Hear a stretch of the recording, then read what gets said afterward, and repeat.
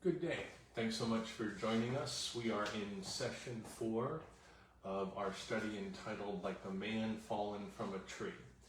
And I'm going to kind of review how we've gotten to this place so far, but I'd like to mention a couple things before I get into that. The first of which is, you might have noticed this study is a little more formal than maybe some of my other studies, and part of it is because I'm pretty much writing out everything I'd like to say for a couple different reasons. The first of which is trying to be real exact with my ideas because of the nature of kind of the conversation that's going on inside my head in this study, and also the conversation that I'm ultimately having with you as a listener. And then secondly, because I'm considering the possibility of self-publishing this as a book, and I need your help. And so what I would say is, please send $19.95. No, I'm just kidding.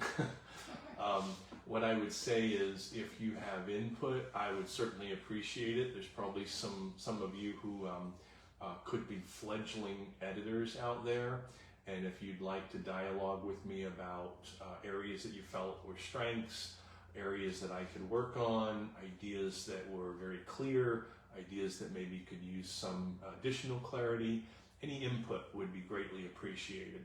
As we get into session 4, we remind ourselves of what the study, kind of the foundational illustration of the study is, of the gentleman that I spent time with, Bob, who had fallen out of a tree and broken his back. And in our Bible study, he would often ask this question, and this is really the question that is the entire basis for our study, is attempting to answer this, where he said this: why would God do it if he knew how broken this world would turn out, the pain, the heartache, sin and its terrible consequences? Why would he create us in the first place? And what I've said is, this is the most difficult question that we could possibly answer in our Christian walk. And it's one that doesn't necessarily have any definitive answers. I think you have to be God himself to be able to really understand it completely, but I do believe there are some whispers, some echoes that we can look at, and that to some degree is section 2. In this first section, we've taken a look at where the question comes from, and we first looked at this idea of why me, the question of the disillusioned. We took a look at John the Baptist and his experience in prison, and his question that he asked Jesus, which held within it the idea of, can you validate for me that what I've done is worth it? Basically John the Baptist asking the question, has my life been worth it? And also, besides validation, a question of amelioration. In other words, is help available? And so we discussed the interaction that John the Baptist has with Jesus through John's disciples as they come to Jesus with the message from John. Then in session 3, which was entitled When the Game Goes Awry, we take a look at Thomas the Doubter. And the phrase we used kind of as our basis for that portion of the study is, revelation does not answer when unbelief asks. And how Thomas revealed himself and revealed his unbelief as a result of not being present when Jesus, in his resurrected body, shows himself to his disciples, and the need that Thomas has to move from doubt to belief. And so we have this idea of disillusionment, we have this idea of doubt, and today I want to talk with you about probably the heaviest of these three, and that is despair. And we're going to talk about a biblical personality, a woman by the name of Naomi, who is presented to us in the Old Testament in the book of Ruth. The title of today's session is When Glitch Becomes Glory. And I open with this quote. You may have seen it on our Facebook page. We put this up earlier, and it basically says this: despair's torment transpires when life continues around you but ceases within you.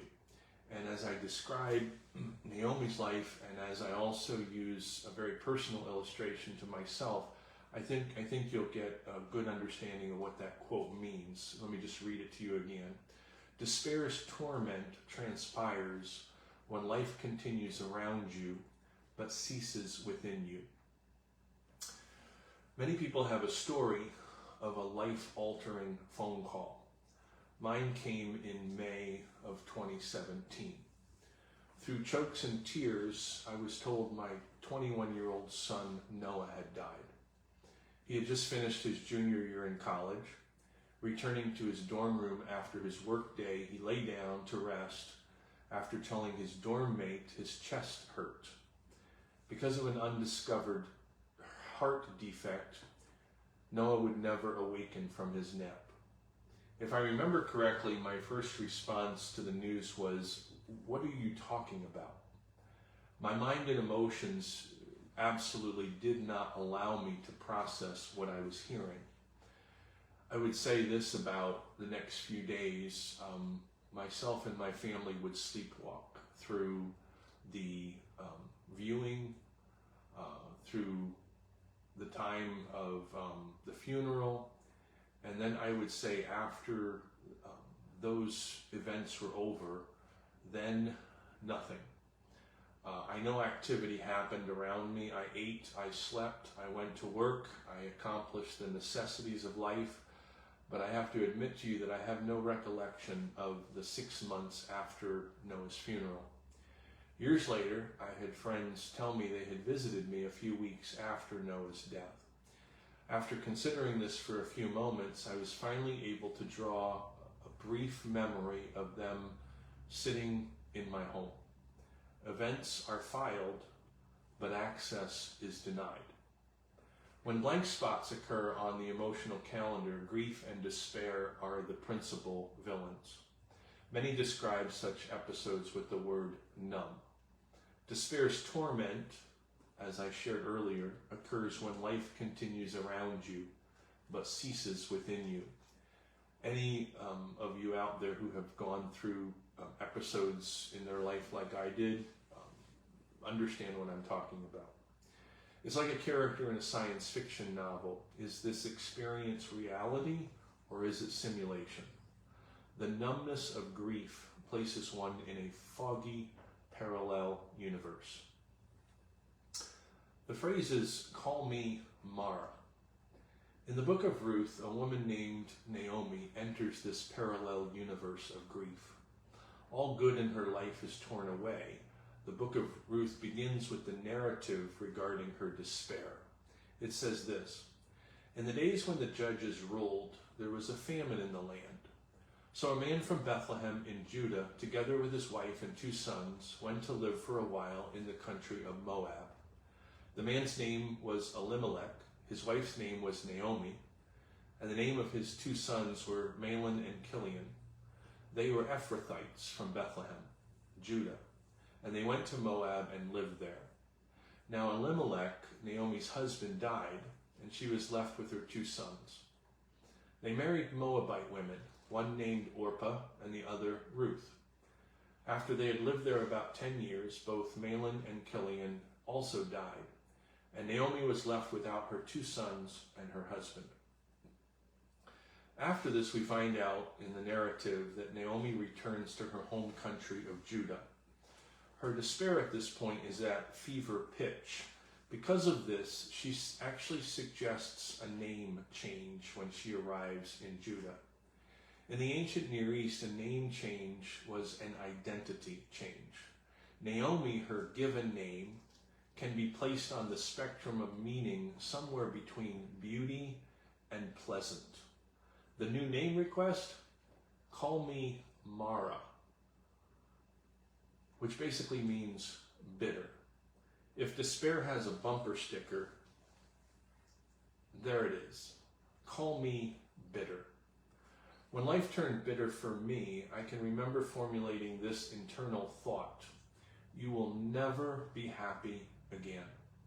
Despair arises like a glitch in the system, a program life running smoothly upended with the unfixable glitch of despair.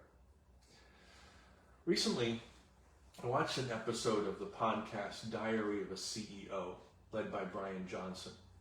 He interviewed a man by the name of Roman Yampolsky, an ethicist focused on encouraging the development of safe artificial intelligence systems. I have to admit I have little understanding of AI, but the guest introduced the idea of what's called simulation theory. Johnson asked Yampolsky if he thought we were living in a simulation. He replied that he was overwhelmingly certain that we were. When asked about the identity of the one behind the simulation, Yampolsky's reply was honest and thought-provoking. He said, "We can derive some properties of the simulator. They are a brilliant engineer, brilliant scientist, brilliant artist. Not so good with morals and ethics. Room for improvement." In order to unpack this statement, we need to unravel its background. In tech speak, what input is creating Yampolsky's output? For the past century plus, the scientific framework for origin of the universe has been dominated by Darwinian theory. Without going deeply into it, Darwin postulated creation by chance and time. After an initial spark that's often called the Big Bang, which created the opportunity for life from a chance circumstance, billions of years of evolution have shaped our universe.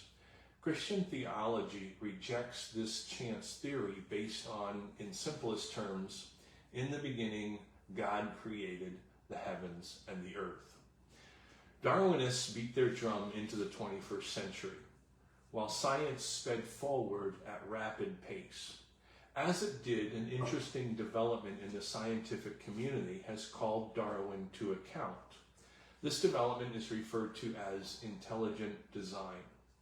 While Christians have always believed in an intelligent designer, many scientists and mathematicians have moved in this direction based on discoveries in their respective disciplines. Discoveries summed up in one word: complexity. Christian astrophysicist Hugh Ross states, "Few seriously pursuing the discipline of astrophysics any longer believes in the chance hypothesis of Darwin. Atheist and deist astrophysicists grudgingly accept intelligent design as a result of uncovering the magnificent complexity of the cosmos." At the other end of the spectrum, study in microbiology revealed precision machining of DNA, cellular structure, etc. These observations point to the same growing theory.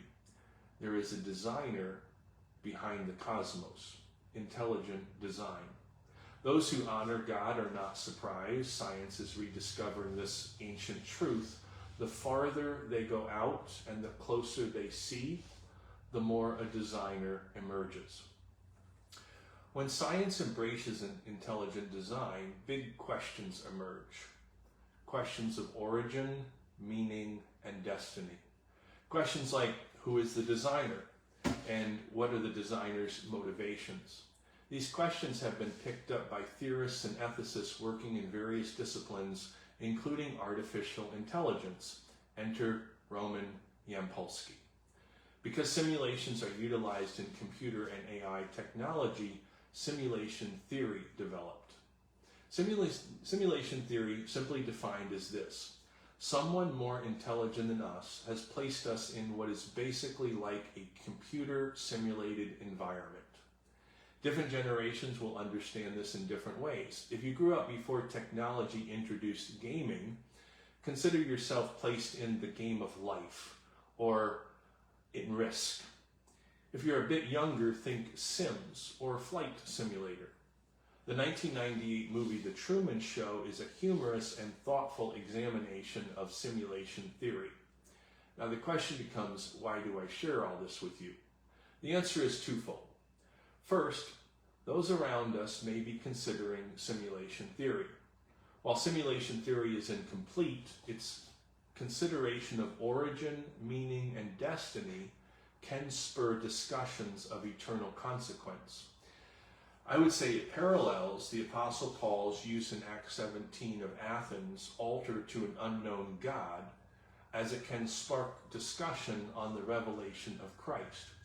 We can use the idea of simulation theory to help us springboard to being able to tell others about the truth of who Jesus Christ is. But secondly, simulation theory poses questions, but fails to supply answers. We can find skeptical wisecracks such as scientist David Chalmers' quip, "Our Creator isn't especially spooky, it's just some teenage hacker in the next universe up." When our culture is neck deep in fatalism and nihilism, are theories such as this helpful? In their own way, such theories are glitches. But would a glitch point to glory? And herein I give you the statement from Roman Yampolsky one more time. We can derive some property of the simulator. They are a brilliant engineer, brilliant scientist, brilliant artist, not so good with morals and ethics, room for improvement. Call me bitter. Narratives like Naomi's, narratives like my own. If you've discovered despair in your life, narratives like your life. Are these just street signs riddled with the bullet holes from a teenage hacker enjoying his simulation? Is it any wonder Mr. Yampolsky would suggest room for improvement? If one looks at the world, sees the genius of an intelligent engineer, scientist, and artist, but wonders about the presence of a massive glitch in the system which produces the moral and ethical dilemmas of evil and suffering. And here comes the question again. Why would God do it? If he knows how this broken world would turn out, the pain, the heartache, sin, and its terrible consequences, why would he create us in the first place? Well, let's go back to Scripture and let's take a look at Ruth chapter 4, where it says this. So Boaz took Ruth, and she became his wife. When he made love to her, the Lord enabled her to conceive, and she gave birth to a son. The women said to Naomi, "Praise be to the Lord, who this day has not left you without a guardian redeemer. May he become famous throughout Israel. He will renew your life and sustain you in your old age. For your daughter-in-law who loves you and who is better to you than 7 sons has given him birth." Then Naomi took the child in her arms and cared for him. The women living there said, "Naomi has a son." And they named him Obed. He was the father of Jesse, the father of David. The ending to the story of Naomi has within it a lower narrative resolution and a higher one. One cannot overstate the message of redemption both express. The lower narrative resolution occurs as Naomi's mourning turns to dancing. When we overview the narrative of Ruth, we see pivotal points moving us forward towards the birth of Obed and Naomi's return to joy.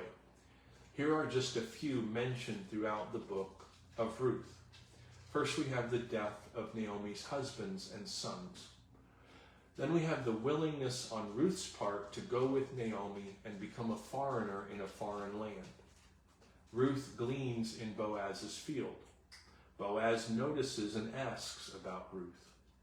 Ruth is willing to place herself in Boaz's orbit. Boaz being a kinsman redeemer to Naomi's family. The other family member turns down the first opportunity to be kinsman redeemer, and ultimately Boaz and Ruth marry. There's something exceptional happening here. In Naomi's narrative, Mara is left behind as joy returns. Our final image is the smile on her face as a giggling baby folds into her lap. Glitch becomes glory. In the lower narrative resolution here, Obed represents Naomi's joy, not replicated, but redeemed. Few of us traverse this life without experiencing glitches. Jesus' simple statement rings true. In this world, you will have trouble. But Jesus understands the glitch as he continues with this, "But take heart, I have overcome the world." In my own life, my testimony is not unlike Naomi with a baby on her lap. When I thought future joy would elude me, Jesus stepped into my glitch. A host of dominoes fell. I could give you my own list of bullet points of events that transpired, and with measured pace, my mourning turned to dancing. The only reason I sit here today and speak these words is a God who turned my glitches into glory. Not by replication, but by redemption. I have told others who despair these words. In the future, you will find life very different, but it can still be good. Beauty from ashes. But it doesn't stop there, because there is a higher narrative resolution existing as well in this story. God's overarching plan of redemption emerges. If you have a passing knowledge of biblical history, genealogy is easy to pass over. However, it's impossible to overstate the importance of family trees strategically placed in Scripture. 3 simple lines in Ruth chapter 4. And they named him Obed. He was the father of Jesse, the father of David. The writer of Ruth places Obed as grandfather of Israel's greatest king, David. This is exceptional in its own right, but is eclipsed when we discover while Naomi was in the midst of her mess, God was seeking to send a Savior. Obed to Jesse to David. If we continue the lineage, eventually we find ourselves arriving at Jesus. Unbeknownst to the writer of Ruth, events written of 1,000 years prior would be a thread in the tapestry of revelation God was weaving throughout history. The fruit of salvation was already growing in the family tree. Simulation theory leads to cosmological questions of origin, meaning, and destiny. When those questions emerge, we are tempted to attribute evil and suffering to glitches in the system and stop there. Again, not so good with morals and ethics. Room for improvement, says Roman Yampolsky. But simulation theory cannot answer the transformation of despair and suffering. It can't answer how the glitches are turned into testimonies of God's glory at work. We might think the book of Ruth exists to give credence to our pain and suffering, then offer up a happily ever after resolution. This is nominally correct, but grossly inadequate. And they named him Obed. He was the father of Jesse, the father of David. The glitch suffered by Naomi set in motion a domino effect, leading to the fulfillment of God's plan of salvation. Malfunction to revelation, glitch becomes glory. Truly, as Romans 8:28 says, all things work together for good for those who love God and are called according to his purpose. Simulation theory attempts to offer a how for the cosmos, but fails to formulate a who. Once again, nominally correct, but grossly inadequate. Origin, meaning, and destiny? These are not just cosmological questions, but they are intensely personal concerns. As we seek answers here in the muck and marvel of this world, as Frederick Buechner states, we discover a God who is present, pursuing, and providing answers. Why would God do it? If he knew how this broken world would turn out, the pain, the heartache, sin and its terrible consequences, why would he create us in the first place? Disillusionment, doubt, and despair are real. In my first section, I've tried to display why Bob's question emerges, describe the powerful challenges these three wield in our lives, and observe that answers are beginning to emerge. In section 2, we will seek to more directly answer this central question. As we do, let's remember three things in brief. John the Baptist and disillusionment. The idea of, yes, your life is worth it, no help is not coming, seems to be an incomplete answer. Thomas and doubt. Revelation does not answer when unbelief asks. and then Naomi and despair. The glitch is the glory. What some mean for evil, God turns into good, and we glory in this. Until next time, I would encourage you to think on these things. In our second section, we begin next week, we will begin to look at potential answers for Bob's question. Have a great day.